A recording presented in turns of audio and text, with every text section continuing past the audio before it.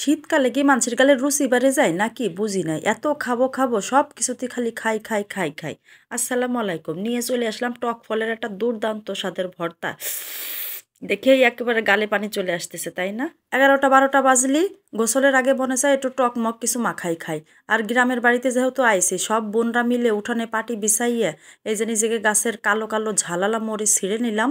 এবার হবে বাটাবাটি। আর নিয়ে নিলাম এই যে ধনের পাতা, আর দিয়ে দিলাম এর ভিতরে ঝাল ঝাল কালো মরিচগুলা, আর দিয়ে দিলাম কিছু আমাদের গাছ থেকে পাড়ি নিয়ে আসছিল বড়ই, তখন আমি ছিলাম না, ভিডিও করা হয়নি। আর আগের দিন গাছের থেকে তেঁতুল পাড়া ছিল, সেই তেঁতুল। একটু কলা না দিলি হয়, কবদি চলে গেছি কলা গাছের গোড়ায়, যায় বাঁশ একখান নিয়ে খুসাখুসি করে আহত নিহত করে কলা একটারে পাড়িয়েই নিচ্ছে। তারপরে নিয়ে নিলাম 4-5টা লেবু পাতা। বাদ দেবো কেন, যখন নিজেকে হাতের কাছে ঘরের কাছে সব কিছুই পাওয়া যাচ্ছে। সব কিছু দিয়ে আজকে বানাবো দুর্দান্ত স্বাদের একটা ঝাল ঝাল টক ফলের ভর্তা।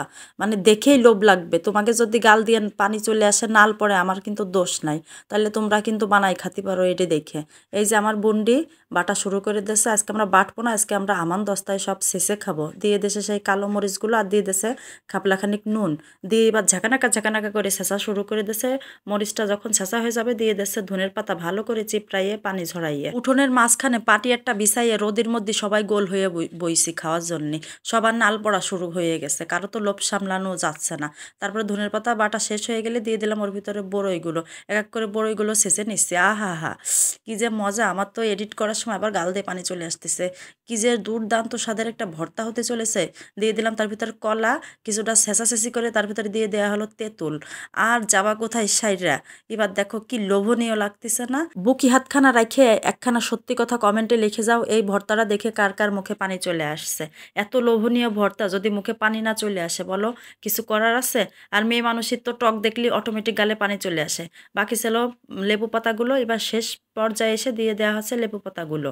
লেবু পাতাটা দেওয়ার পরে ভর্তার স্বাদ কেমন যেন আরো দ্বিগুণ বেড়ে গেছে।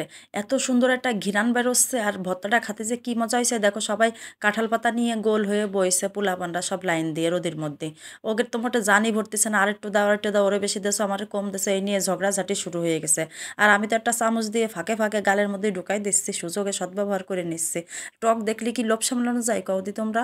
তারপর আমার ওরা আলাদা করে বাটিতে দিয়েছিল, কিন্তু আমি তো সুযোগে ওদের ভাগের আরো বেশি খেয়ে নিচ্ছি। টক জাতীয় জিনিস কার কার পছন্দ আমার মতো, তোমরা কিন্তু অবশ্যই কমেন্ট করে যাও। আর আজকের ভিডিওটা কেমন লাগলো সেটাও কমেন্টে জানাও। এইরকম টক ভর্তা পছন্দ করে না এমন মানুষ বোধহয় কমই আছে। বাড়ি ভাল লাগে খাতে। গালে মানে তোমাকে কি কব, থেকে থেকে গালে আমার একেবারে ঝোল চলে আসতেছে। মানে মনে হচ্ছে এখন যদি সামনে পাতাম রে, খাই একেবারে শেষ করে দিতাম।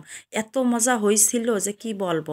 ভিডিওটা যদি ভালো লাগে অবশ্যই লাইক কমেন্ট শেয়ার করে দিও। দেখাবে পরের কোনো ভিডিওতে। সে পর্যন্ত সবাই ভালো থাকবা, ধন্যবাদ।